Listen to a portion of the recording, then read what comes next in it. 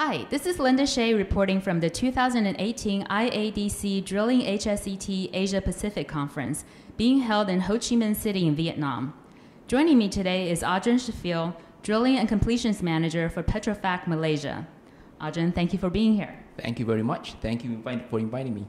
You participated in a panel session at this conference talking about rig reactivations, and one of the comments you made was how it can be difficult to tell what exactly is a warm stacked rig. Can you explain what you meant by that? So what I meant by that was the definition of warm stack and cold stack is actually clear on paper, but actual implementation is probably suspect. Because when the drilling contractor actually starts off trying to maintain a rig as a warm stack with all the intent to make sure that the rig is ready for operation, it's probably easier said than done it's probably easier in a shorter period when you talk about 6 months to 1 year and they foresee that the rig will go back to work. For example, they start in 14 and then want to get the rig done in 15.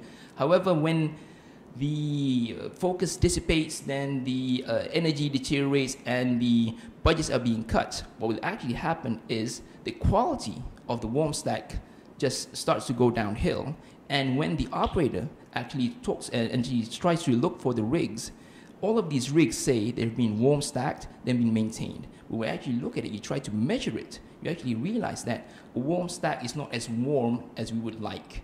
And then some contractors actually label cold stacks as a warm stack. So right now the words that are used is a really quality rig is hot, and then warm, lukewarm, and then cold, about to die.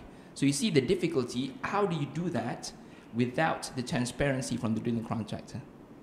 And also you shared with the audience 4 key strategies for handling rig reactivations. Can you share some of that with us? Okay, so I realized the problem about differentiating all of that, right? So we usually have the process of trying to select a rig in order to get it ready for a drilling program. So I had the opportunity to do that last year when we said that, okay, we're going to drill, the company wanted to drill more wells this year, but then we were going from a very long hiatus of not drilling, and then with a plethora of available rigs.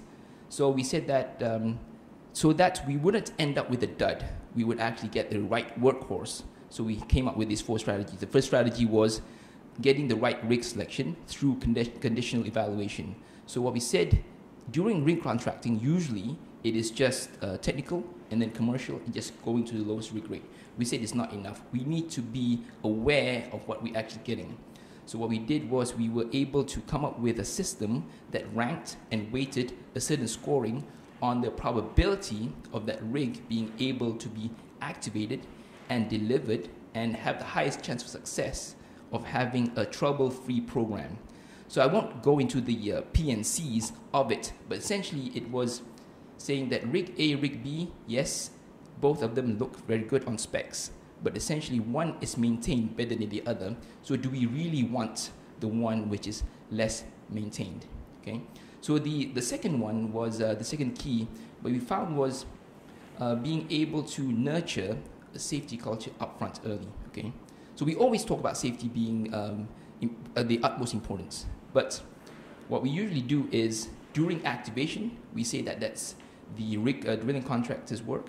It's not ours. We only start doing the drilling program. But we said no. For safety culture, in order for it to be ready during the drilling program, the operator needs to be taking that into our responsibility. So what we said was, okay, so now we will be on the rig and we will ensure that everybody starts to be initiated, trained, actually put into team building events. So this is what we did during the 1 or 2 months during reactivation, and that's typically something that no operator does.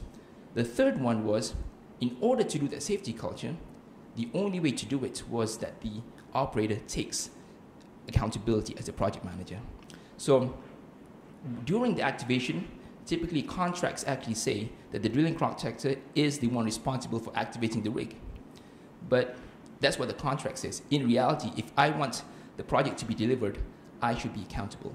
So we also realized that when the operator wants to be accountable, as drillers, we are probably not the best, not suitable for it, because drillers are very good at sequential work, running casing, drilling, cementing, but we are not very good at project management. When you talk about 15 work streams trying to activate a rig, we're not that great, but we learn, and as long as there's desire and there's process, we can do it. So what we did was we took off our drills hat, we put on our project management hat.